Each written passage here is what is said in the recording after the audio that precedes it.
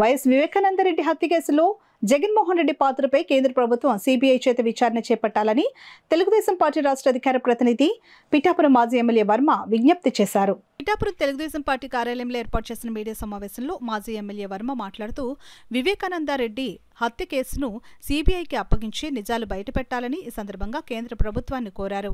ఈ మీడియా సమావేశంలో సకుమళ్ల గంగాధర్, మడికి ప్రసాద్, నల్లా శ్రీను, మొల్లి నాగమరెడ్డి రాజు, సోరవరపు సుబ్బారావు, రావు అక్షయ్, చింతపల్లి వీరారెడ్డి, నెక్కల సత్యనారాయణ తదితరులు పాల్గొన్నారు.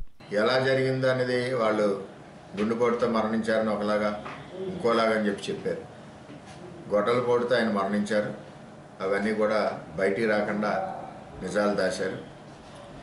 జగన్మోహన్ రెడ్డి యొక్క పాత్ర ఇందులో పూర్తిగా నిమగ్నమై ఉంది కాబట్టి సిబిఐ దర్యాప్తు జరపాలి.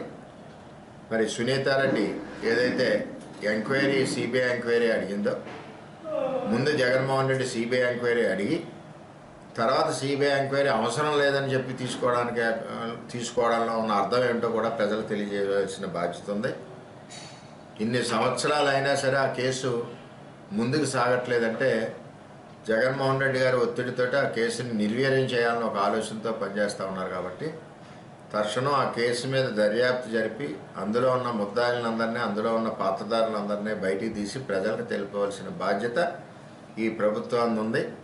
ఆల్రెడీ జగన్మోహన్ రెడ్డి ఇందులో భాగస్వామి అని చెప్పారు. లేకపోతే అక్కడ జరిగిన సీన్ ఏంటి, వీళ్ళు చెప్పిన విధానం ఏంటి, వీళ్ళు చెప్పడానికి కారణాలు ఏంటి, ఇవన్నీ కూడా దర్యాప్తు చేస్తే ఒక సామాన్య హోంగార్డుగా అర్థం అవుతుంది అది ఎవరు చంపారు అన్నది.